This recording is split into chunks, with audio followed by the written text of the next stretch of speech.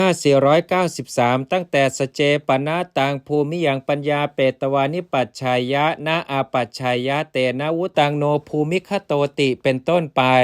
ก็ถ้าว่าเธอพึงตั้งเตียงและต่างนั้นบนภาคพื้นแล้วจึงนอนไม่พึงต้องเพราะฉะนั้นท่านจึงกล่าวว่าอยู่บนภาคพื้นไม่ต้องภิกษุผู้เตรียมจะไปเมื่อไม่ยังคมิยพัทให้เต็มไปเสียชื่อว่าออกไปอยู่ต้องวงเล็บอาบัติเข้าไปอยู่ไม่ต้องภิกษุอาคันตุกะไม่ยังอาคันตุกะวัดให้เต็ม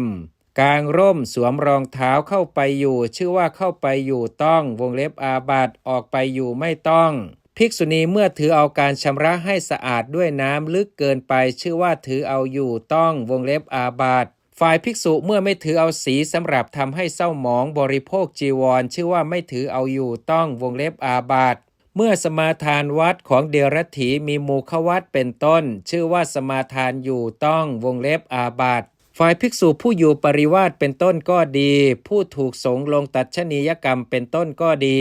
เมื่อไม่สมาทานวัดของตนชื่อว่าไม่สมาทานอยู่ต้องวงเล็บอาบัติคำที่ว่ามีอยู่อาบัติภิกษุไม่สมาทานอยู่ย่อมต้องดังนี้ท่านกล่าวหมายเอาภิกษุเหล่านั้นภิกษุผู้เย็บจีวรของภิกษุณีผู้มิใช่ญาติก็ดีผู้ทำเวชกรรม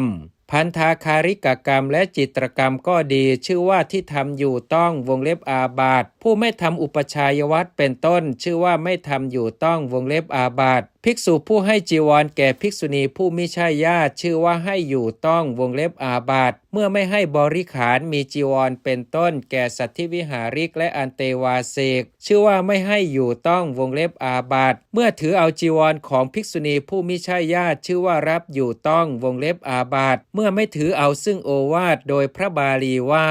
ภิกษุทั้งหลายโอวาทอันภิกษุณีไม่พึงรับไม่ได้ดังนี้ชื่อว่าไม่รับอยู่ต้องวงเล็บอาบัติเมื่อไม่มีเสียสละนิสกียวัตถุก่อนบริโภคชื่อว่าต้องวงเล็บอาบัติเพราะบริโภคเมื่อยังวาระผลัดสังฆาติซึ่งมี5 วันให้ก้าวล่วงไปชื่อว่าต้องวงเล็บอาบัติเพราะไม่บริโภคชื่อว่าย่อมต้องวงเล็บอาบัติในราตรีเป็นที่นอนในเรือนร่วมกัน